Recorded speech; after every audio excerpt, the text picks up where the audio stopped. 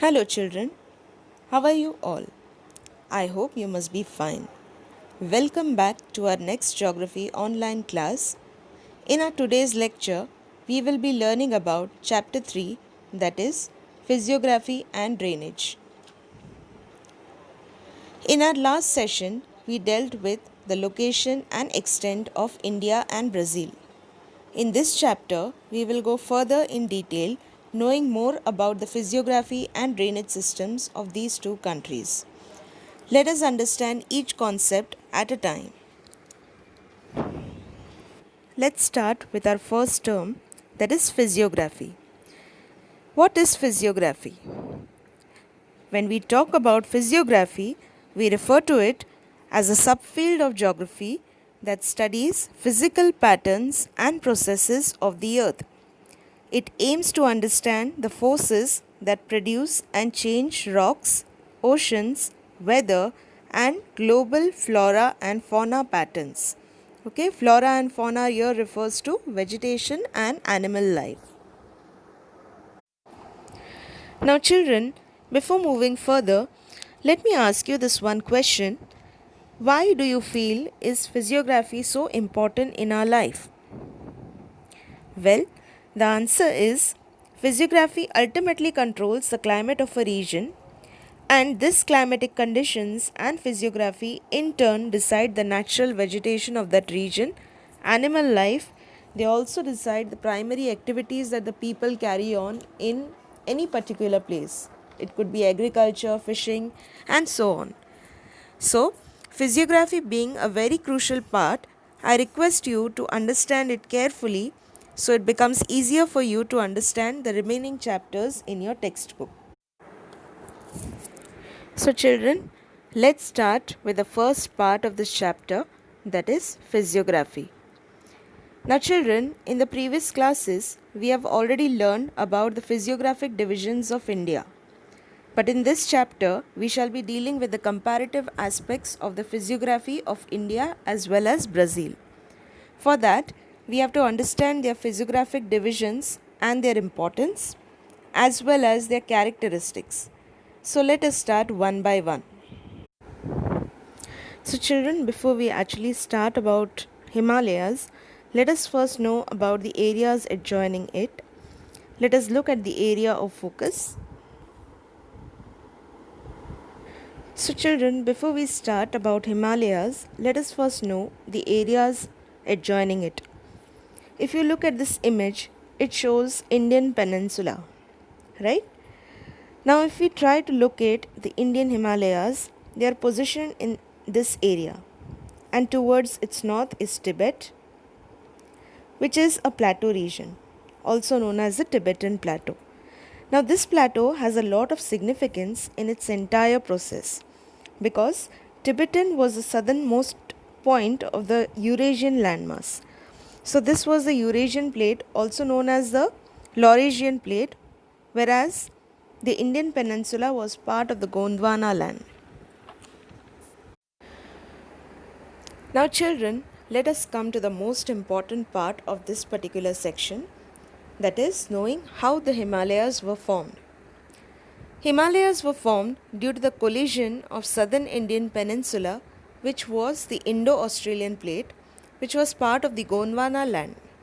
It collided with the Eurasian plate, which was part of the Angara land, and both these together had formed the supercontinent of Pangaea. Basically, the Eurasian plate was static and the Indian peninsula plate approached the Eurasian plate to collide with it. Now, children, I want you to have a look at this short clip which shows how the Himalayas were formed. Children, if you observe carefully, you will find the two plates approaching each other. They are coming closer to each other.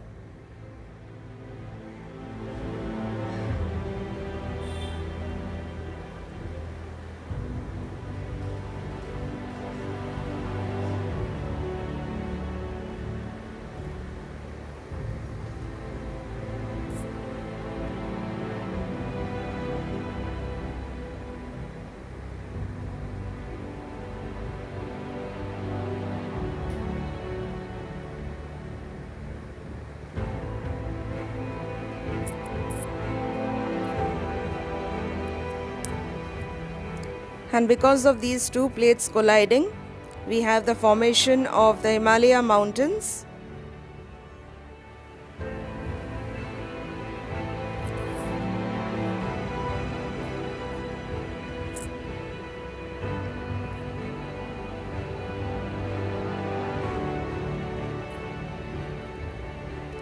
As these plates collided, there was compression and there were folds in the mountains.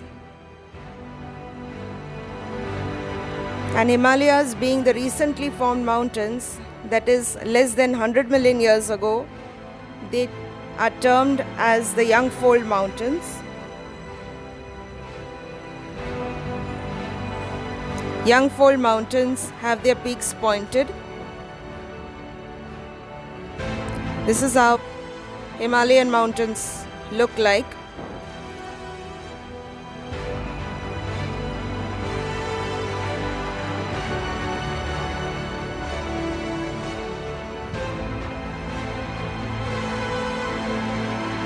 The great Himalayan mountains.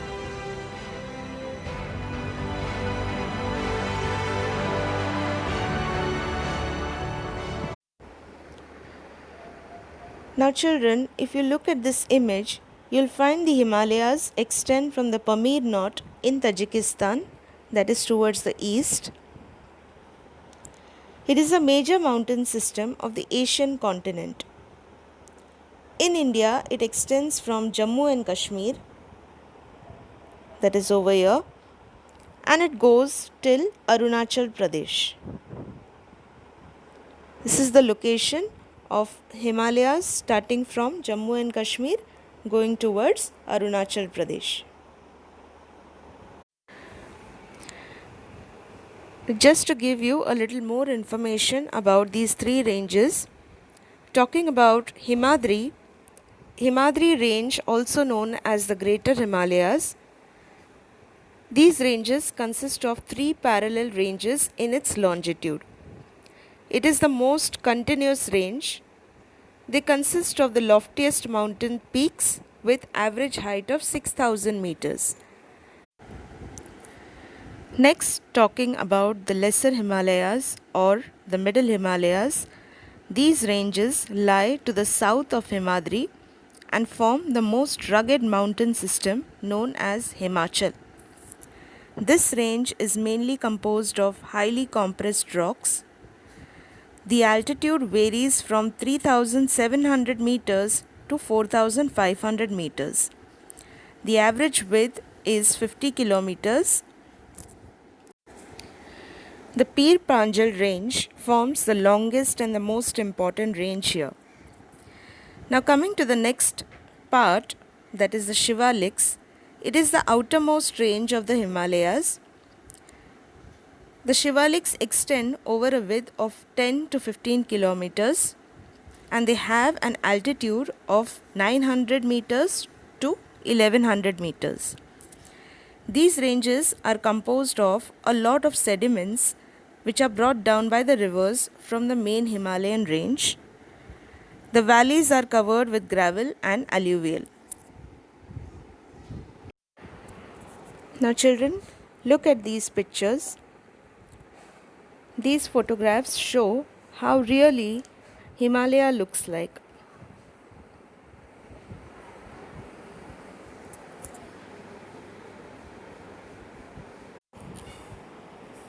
Himalaya is known for its snow-clad peaks and glaciers. These glaciers, what we see in this picture, are rivers of ice. This slow-moving mass of ice is called glacier. Now these glaciers are very important because a majority of northern Indian rivers have their origin in these glaciers. So, this is all about Himalayas.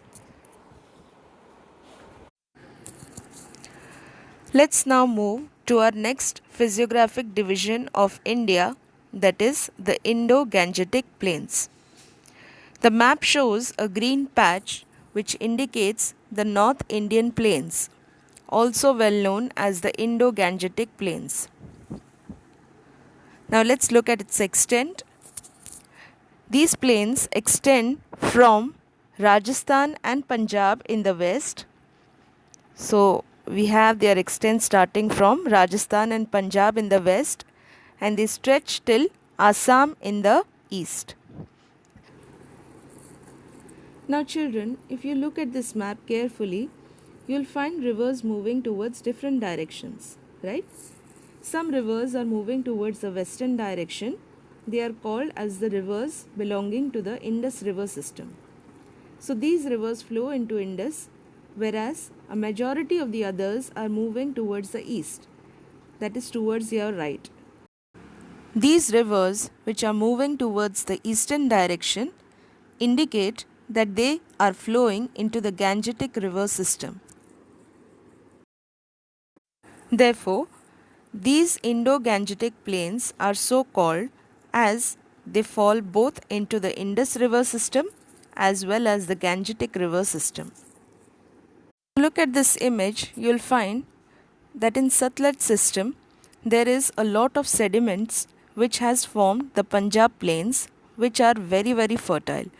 Also very important to note that if you see the Indian map, if you look at this image, it shows that northern Indian plains contribute a majority of share than any other feature of India, and it is also the most low-lying region of India. Now let's talk about the formation of Sundarbans. If you see, most of the West Bengal state of India and Bangladesh together constitute the delta of Ganga and Brahmaputra system. If you see the box, it indicates the regions of West Bengal and Bangladesh. These together form the world's biggest delta, that is the Sundarbans delta, also known as the Ganga Brahmaputra delta. Now children, here you can see Ganga and Brahmaputra rivers forming a delta at their mouth. This is how a delta looks like. Now children, what do you understand by the term delta?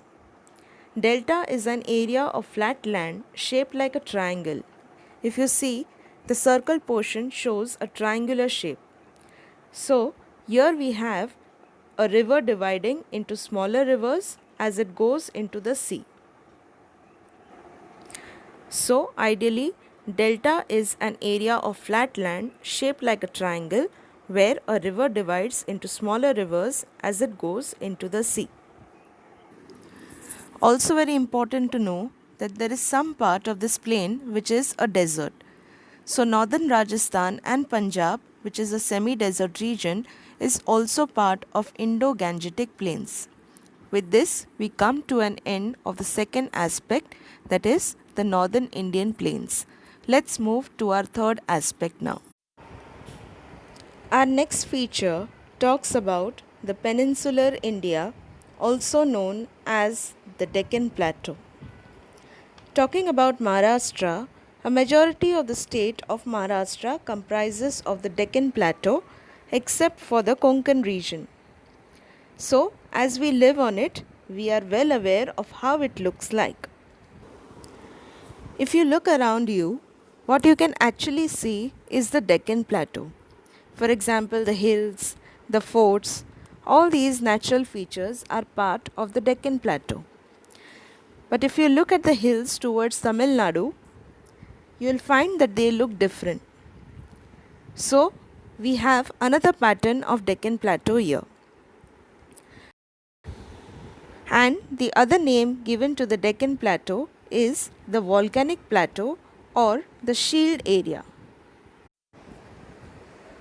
So now children, let us move to our next segment, that is the coastal plains of India. Look at these strips carefully.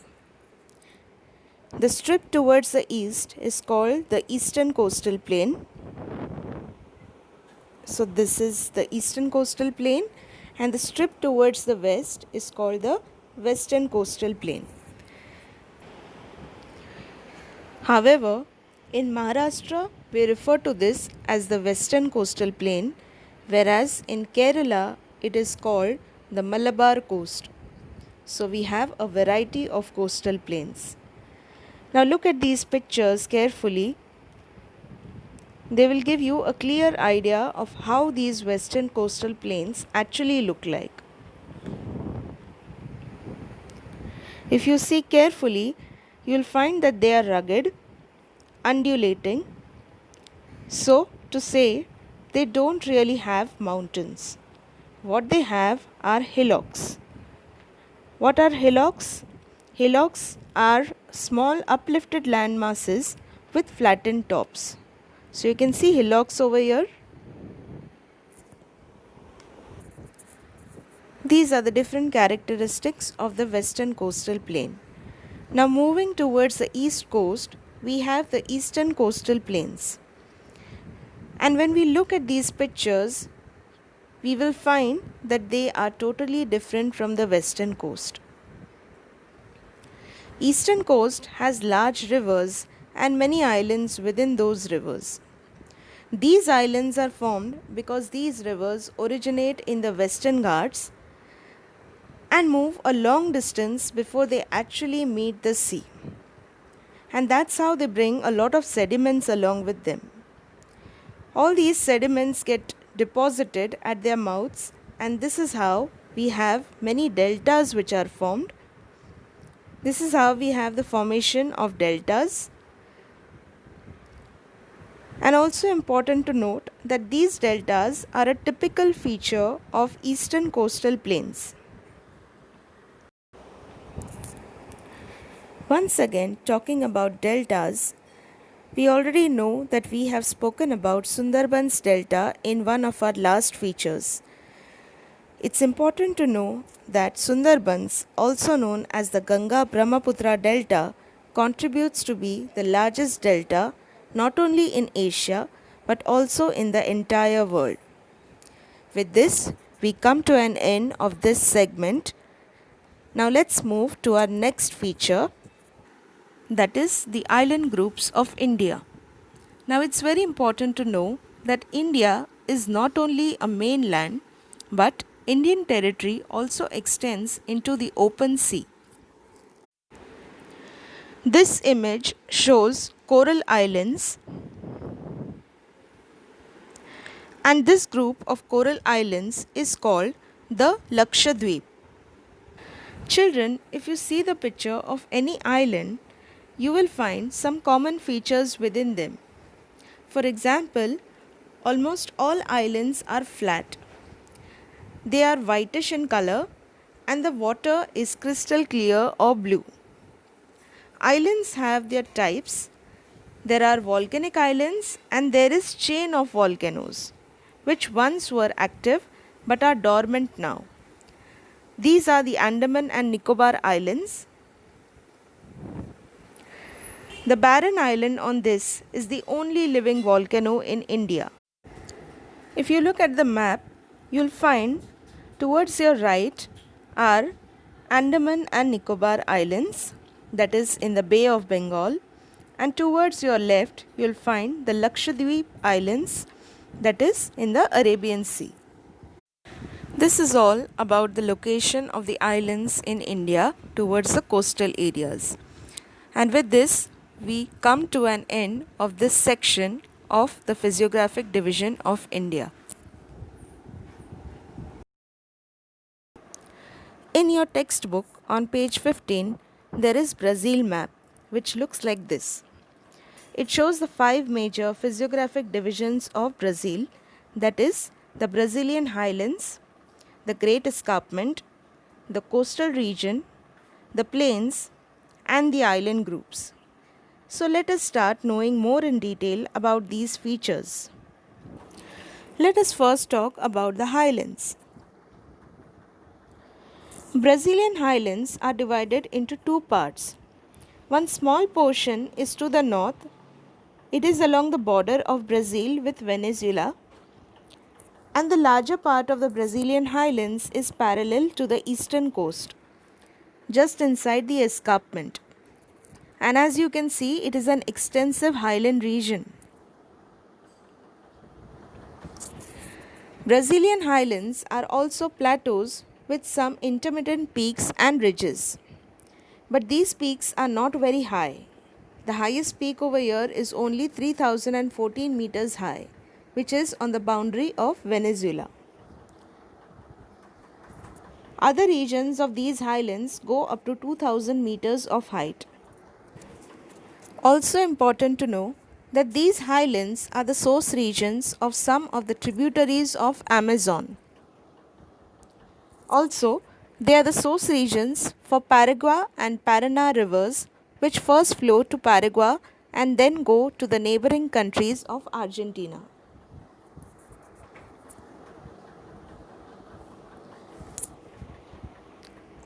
Now children, I want you to have a look at this short clip which shows how the rivers flow in Brazil.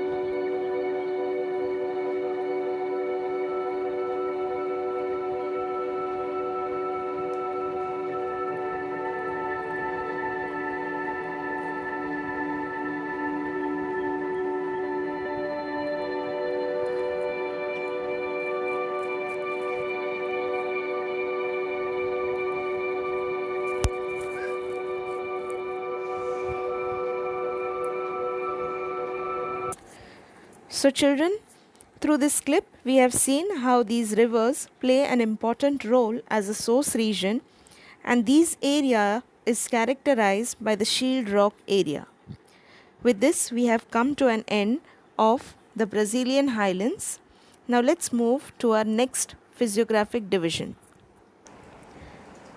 Now let's move to the next feature of Brazil, that is the escarpment. The escarpment in Brazil is a major geological formation that runs along much of the eastern coast of Brazil. The escarpment runs along the central and South Atlantic coasts of Brazil, rising sharply and separating the highland plateau from the coast.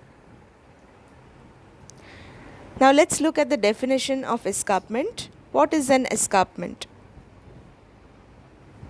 A long, steep slope, especially one at the edge of a plateau or separating areas of land at different heights, is called an escarpment. Great escarpment is a narrow region, neither high nor extensive. Its height is around 790 meters. It runs along the east coast of Brazil. The eastern slopes of the escarpment are very steep, while the western slopes are descending like steps. If you look at this picture, you'll find that it's a very important tourist place and also important as it separates the climatic regions of Brazil. Now let's talk about the coastal plains. These plains are situated along a narrow strip. The total length of these coastal plains of Brazil is around 7,400 kilometers. The coastal strip is divided into two segments, and this division is done because of the peninsular part of Brazil.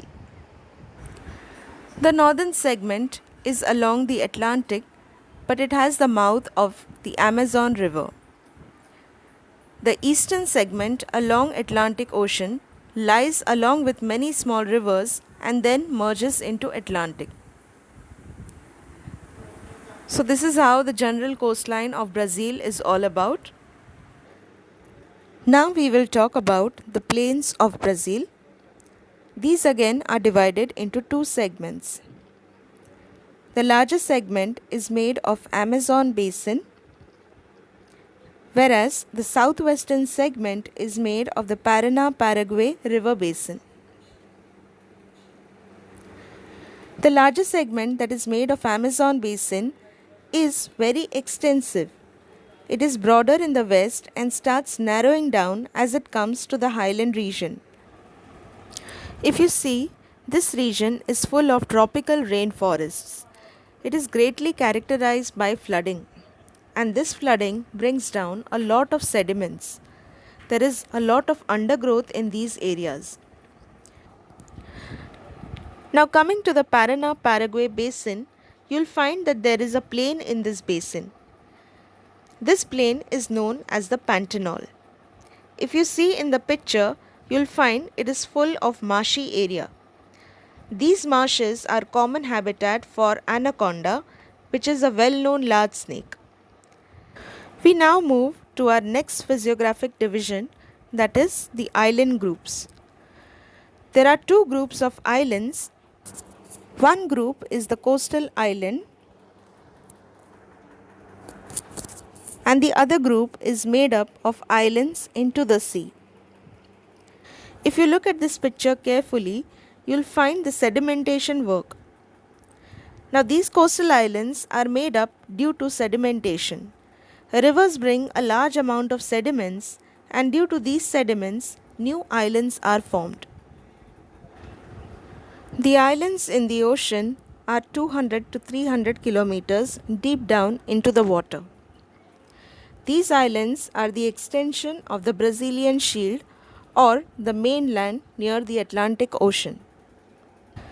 So these are some pictures which help us understand and know how these islands in the water look like. There are also some coral islands in the coastal region, but like India, here we don't find any chain of islands along the coast of Brazil. So here we complete with the physiographic divisions of Brazil.